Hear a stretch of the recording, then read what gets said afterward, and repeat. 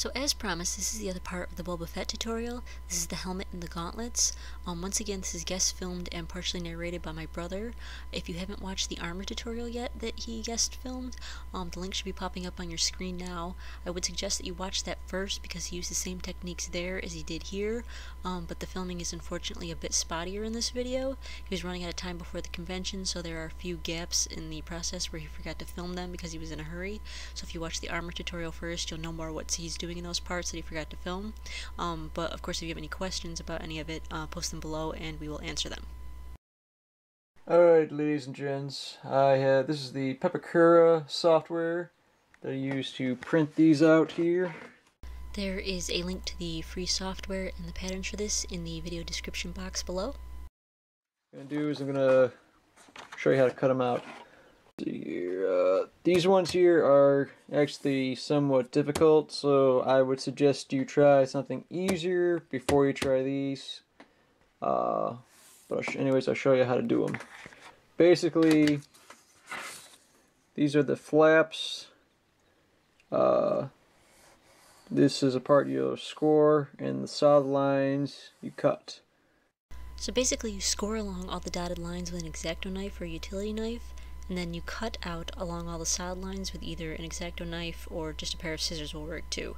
But the solid lines you cut completely out, and the dotted lines you just score, so you can bend along them.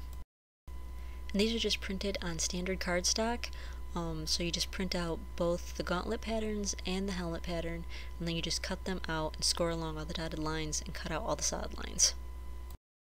Okay, now we got this all cut out. Take the coarse lines and you basically just bend them in a little bit, whichever way they need to go. And then eventually we're going to just glue them together. And when you keep an eye on the numbers, you can, like this one here says 45 and 45. Basically we're going to hot glue these two together here.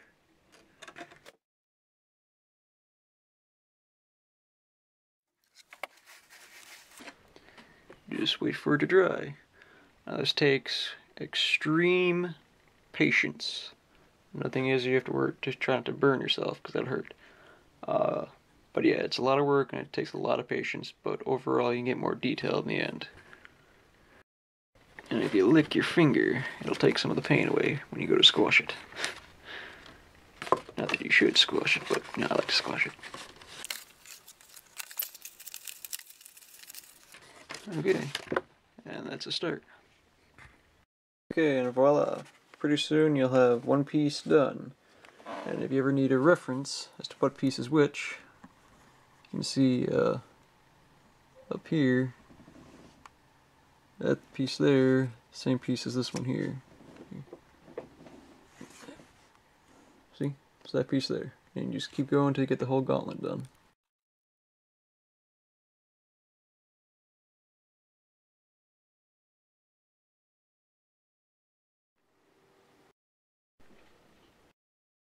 And voila! Gauntlet 1 and done. Now I just gotta do the left gauntlet and the helmet. Second gauntlet is done.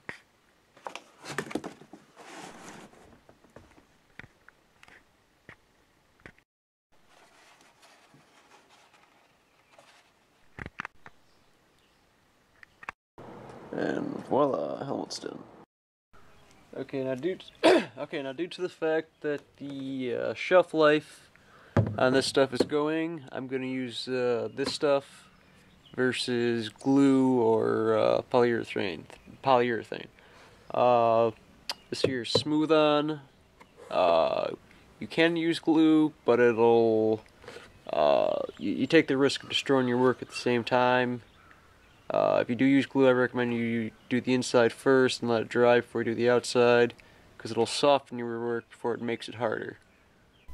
The polyurethane and the smooth-on are basically the same stuff, except that the smooth-on is actually a fair bit more expensive than the polyurethane, but my brother didn't know that before he got it. It is also, the smooth-on is more dangerous to your health, so if you're using it, you'll want to use a mask to keep it out of your lungs. So a mask like this. Now, because this is a quick process, I'm not going to talk during it and just do it. Basically what I'm going to do is I'm going to take this stuff and mix an equal amount together into these two cups, mix them together, swish them around, and then apply it with a brush with bristles, because a foam brush doesn't work so well with this stuff.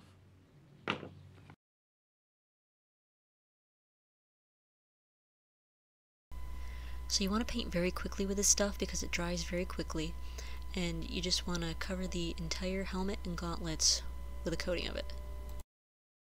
Alright, now they've just got our plastic on the outside. It's fairly solid. Okay, now what we have here is Bondo. It's body filler for cars. I'm going to take it, I'm going to put it over stuff that I coated with resin. I'm just going to take a little bit here, not too much, into a container of some form. This is... We're going to take the cream here. This is what hardens it. It's the cream hardener. Just do not too much, just about a line like that. I'm going to take my used paint brushes and I'm going to mix it up really well.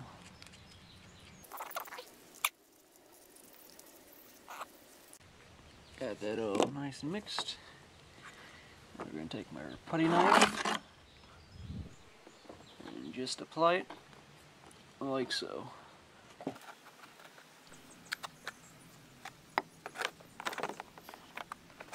Better you just do a little at a time.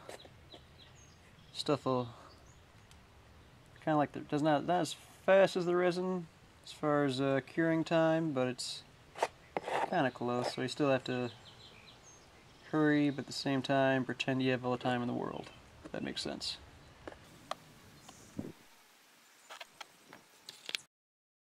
Okay, now you might be able to see here it's got a little rough because that was towards the end when it was starting to cure. Didn't quite use up all the product, but it came pretty close. So we're just going to let this cure. Starting to get nice and hard now. And while that's curing, we'll start on this, and then when that's done curing, we'll go back to this part. Right? Okay, I've got this helmet started. It's starting to cure. And now while that's curing, I'm going to go back to this piece here and start on the underside of it. This piece here is pretty well cured now. Okay, now as you can see, I got it all bondoed, covered. I left the visor kind of blank because I'm just going to cut that out anyways. And I didn't do the inside. I should do the inside, but you know, it feels pretty solid. I'm satisfied with it. I'm just going to go with it. These are going to be our main two tools. The sander and the Dremel. Just going to use those two tools, sand it all down and get it back into its shape. I'm going to wear my mask, make sure none of the dust gets into my lungs. Okay, now after hours of sanding, you should have something that looks relatively like this. It's really nice and solid, or not incredibly solid, but fairly solid now, which is pretty nice. And yeah, I'm just going to add a second layer on and sand it down, then add a third and sand that down, and it should be good. Okay, now as you can see here, I have got two coats on here right now, sanded it all down. I put a coat of primer on here to help me identify some of the low spots and other spots I still need to sand. Look at it from far away, it really doesn't look too bad, but look at it up close, see that, and you see Up here, you got this part's kind of sunk in. I got to bring that out, make it round, get rid of all this stuff here. So add one more coat and do that. Okay, now as you can see, this is the third coat. It's not quite factory smooth. There's some small imperfections. Should do a fourth, but I'm feeling kind of lazy, so I'm just going to call it good enough and paint it. But before we do that, we're going to have to reattach our antenna. Oops, nah, I almost dropped it. I suggest you either leave that off before you build it, because it makes it a lot easier, or be a lot more careful than I was. Secondly, before we paint it, we're going to cut this out here. The visor goes. Changed my rotary tool on the Dremel. I'm just gonna cut this out.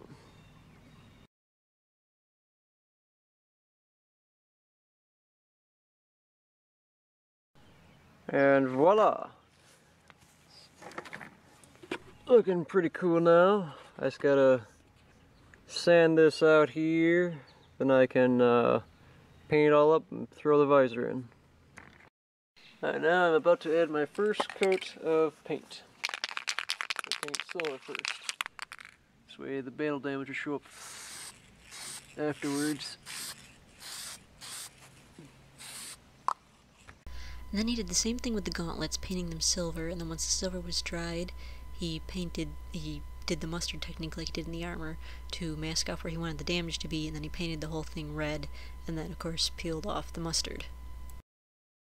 So then to attach the right gauntlet to the jetpack, I got a piece of clear hose and I cut it into 3 pieces.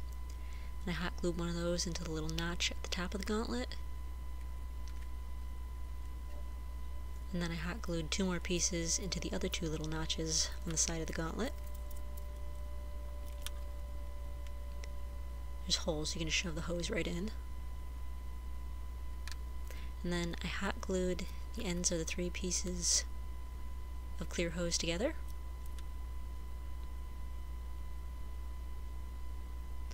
And then I taped them together with some black tape for good measure. And so then just lay the end of that on the inside of the jetpack, the part that will be touching your back. And then just tape over it with some black tape. You'll have to use several pieces to get this to stay in place, and you will be able to see it because it's not green, but you can paint it green if you want to. I just left mine black because the back will be mostly covering it anyway. So then he painted a patch red on the back and put painter's tape over it in the appropriate design to keep it red. And then he painted black over that, and he put some tape over the black part to keep that, a little bit of that black as well, and he put some on the antenna to keep the antenna black too, after he painted that black. And then he painted a section of the helmet yellow. I was going to show that in a second. Yeah, there we go, yellow. And he put rectangles of painter's tape to keep those little marks yellow. Then he painted the entire thing silver once again. The entire helmet, he painted it silver once again.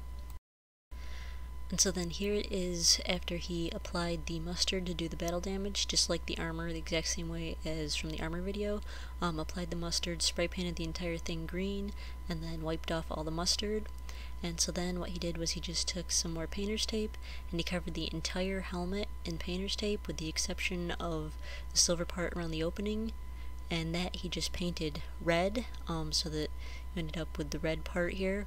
And then to get the scratches on it, he took a dry brush and dipped it in silver paint and painted it across the red to give it the scratches. Okay, now as you can see, I've printed out a new visor template. I have here, it's pretty clear, you can barely see it, is a cookie tray. So you got the munchies, you can get yourself a pretty big cookie tray. I'm just going to take the template and draw it on here and then cut it out.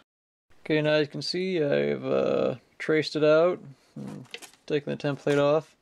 Now I'm just going to take a regular black Sharpie and color all this in here. Okay, now that I've got this done, I'm just going to glue it onto the inside here.